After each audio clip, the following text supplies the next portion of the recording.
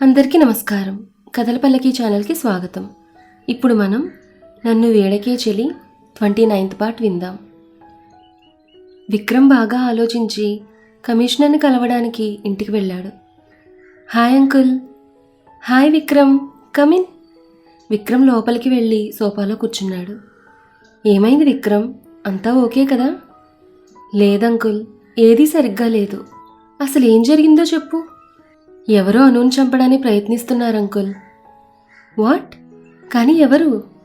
తెలీదు. నిన్న రాత్రి అను మీద అటాక్ జరిగింది. కానీ ఆ అటాక్ చేసిన వాడు మా బిల్డింగ్ పైనుంచి పడి చనిపోయాడు. ఓ, మార్నింగ్ ఇన్స్పెక్టర్ ప్రకాష్ ఏదో కేసు వచ్చిందని చెప్పారు. బహుశా ఈ కేసే అయి ఉంటుంది. అవును అంకుల్. నువ్వేం టెన్షన్ పడకు విక్రమ్, వాడెవడో తెలుసుకుందాం. కానీ ఈలోపు వాడు అనుని ఏమైనా చేస్తే?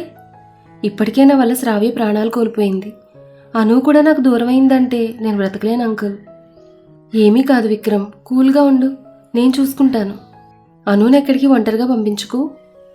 అలాగే అంకుల్, నేను వెళ్ళొస్తాను. టీ తాగి వెళ్ళు విక్రమ్. పర్లేదు అంకుల్, నేను తర్వాత వస్తాను. ఓకే విక్రమ్. విక్రమ్ అక్కడి నుంచి వెళ్ళిన తర్వాత కమిషనర్ ఆలోచిస్తూ కూర్చున్నాడు. తేజ, ఏమైంది జగతి, ఎందుకంత కంగారుగా ఉన్నావు? నైట్ అను మీద అటాక్ జరిగిందంట తేజ. వాట్? అనుకేం కాలేదు కదా? లేదు, తను బాగానే ఉంది. జగతి బయలుదేరు. ఎక్కడికి? విక్రమ్ ఇంటికి. నేను వెంటనే అనుని చూడాలి. ఓకే తేజ. జగతిని తీసుకుని అను దగ్గరికి బయలుదేరాడు తేజ. బామ్మ గుడి నుంచి వస్తూనే విషయం తెలియడంతో కంగారుగా అను దగ్గరకు వచ్చింది.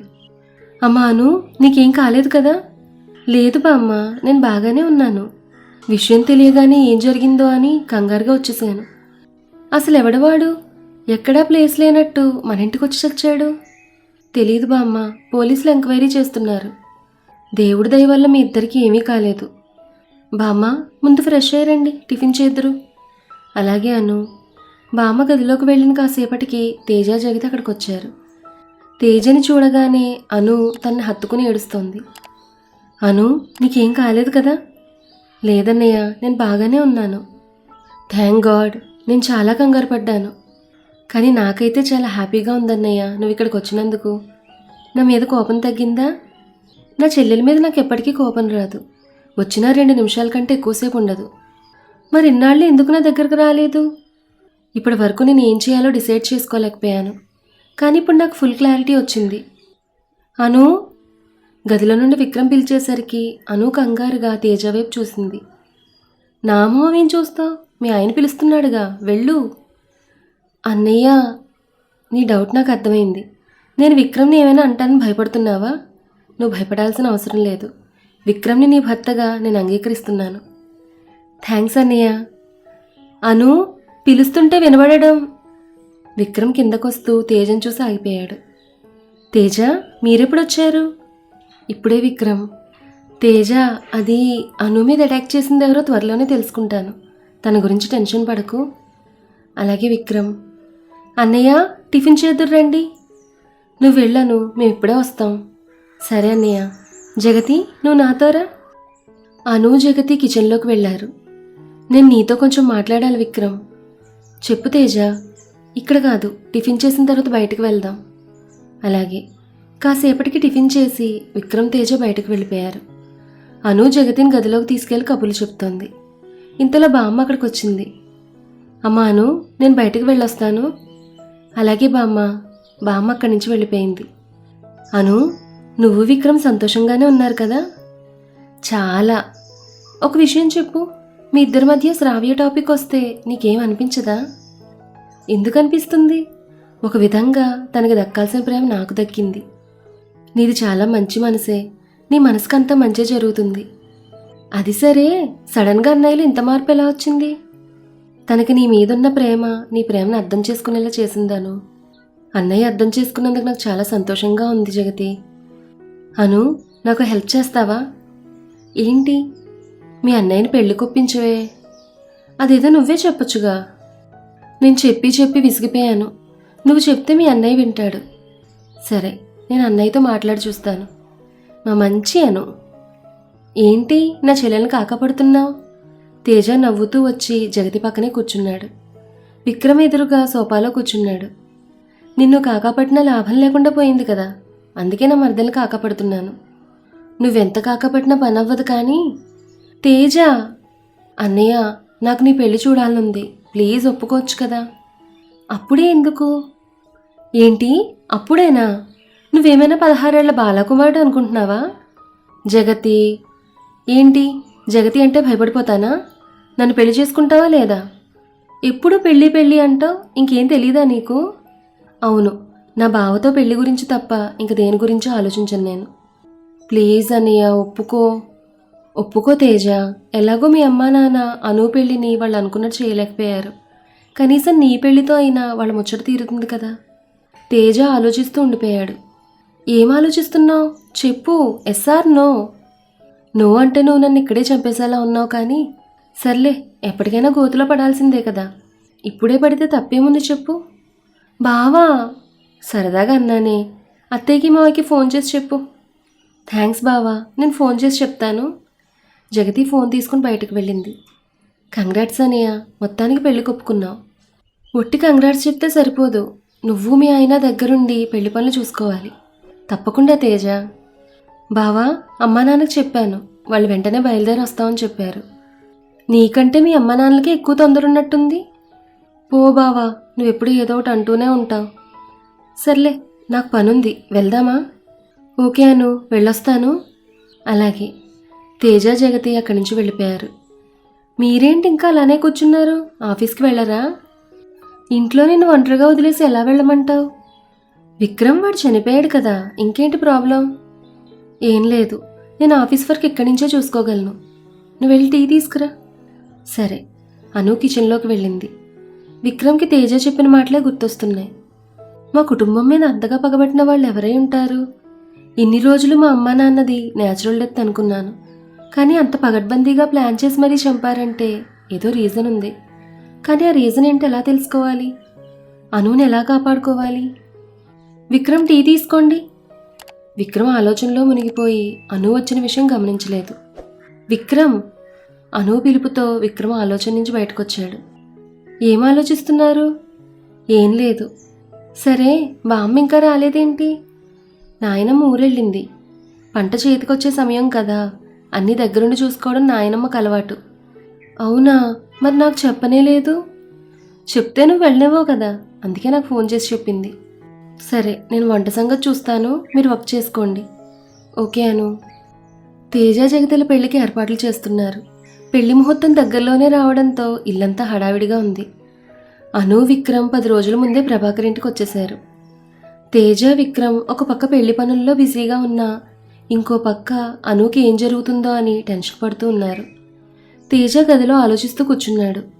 విక్రమ్ అటుగా వెళ్తూ తేజను గమనించి లోపలికొచ్చాడు. తేజ, ఏంటి అలా ఉన్నావు? నాకు ఒక విషయం అర్థం కావట్లేదు విక్రమ్. అను మీద అటాక్ జరిగి దాదాపు 1 నెల రోజులు అవుతోంది.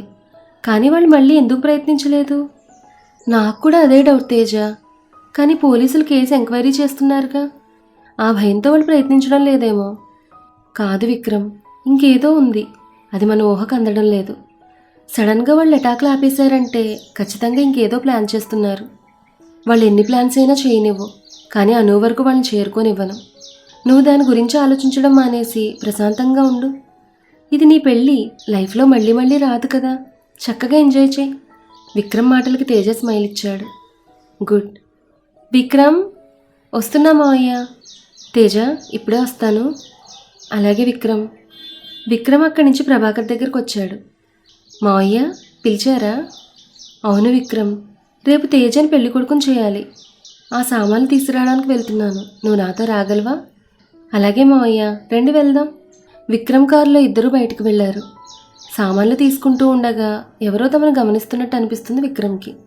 చుట్టూ పరిశీలించాడు, కానీ ఎవరిని చూసినా అనుమానాస్పదంగానే కనిపిస్తున్నారు తనకి. విక్రమ్, సామాన్లన్నీ దొరికాయి, వెళ్దామా? ఓకే మావయ్య. సాయంత్రం జగతికి మెహందీ పెడుతున్నారు. మిగిలిన ఆడవాళ్ళు కూడా మెహందీ పెట్టుకోవడంలో బిజీ అయిపోయారు. విక్రమ్ అను కోసం వెతుకుతున్నాడు. తేజ, నీ చెల్లెలెక్కడా? ఆడవాళ్ళందరూ మెహందీ పెట్టుకుంటున్నారు కదా విక్రమ్, అక్కడే ఉండుంటుంది. అక్కడ కూడా లేదు తేజ. అయితే టెర్రస్పై ఉంటుంది చూడు. అంత కాన్ఫిడెంట్గా ఎలా చెప్తున్నావు? అది దాని ఫేవరెట్ స్పాట్. సంతోషంగా ఉన్నా బాధగా ఉన్నా అక్కడే కూర్చుంటుంది. అవునా, సరే నేను చూస్తాను. విక్రమ్ అక్కడి నుంచి టెర్రస్ పైకి వెళ్ళాడు. అను టెర్రస్ చివరి నిలబడింది. విక్రమ్ తన దగ్గరికి వెళ్ళి వెనక నుండి కౌగిలించుకున్నాడు. ఏంటి మేడం, ఇక్కడేం చేస్తున్నావు? ఏముంది, నా మొగుడి గురించి ఆలోచిస్తున్నాను. అబ్బో, ఏం ఆలోచిస్తున్నావు? మీకు పాప అంటే ఇష్టమా, బాబు అంటే ఇష్టమా? నువ్వంటే ఇష్టం. చెప్పండి విక్రమ్, ఎందుకలా అడుగుతున్నావు? మీకు ఎవరిష్టమో చెప్తే ఇచ్చేద్దామని. ఏంటి? అను నవ్వుతూ విక్రమ్ వైపు తిరిగింది. ముందు మీకు ఎవరిష్టమో చెప్పండి. ఎవరైనా పర్లేదు, కానీ ఫస్ట్ ఆడపిల్ల అయితే బాగుంటుంది. అయినా ఇప్పుడెందుకు ఇవన్నీ అడుగుతున్నావు? నువ్వేదో ప్రెగ్నెంట్ అయినట్టు అంటూ అను వైపు చూశాడు. అను సిగ్గుపడుతూ తలదించుకుంది. విక్రమ్ తన కళ్ళలోకి చూస్తూ నిజమా అని కళ్ళతోనే సైగ చేశాడు. అను కూడా అలానే అవునని కళ్ళతోనే సమాధానం చెప్పింది. విక్రమ్ సంతోషంగా తను హత్తుకున్నాడు. థ్యాంక్స్ అను, నువ్వు నాకు ఎంత సంతోషాన్ని ఇచ్చావో మాటల్లో చెప్పలేను. మీ మొహంలో ఈ సంతోషం చూడాలని నేను ఇలా ఒంటరిగా వచ్చి మీకోసం ఎదురు చూస్తున్నాను.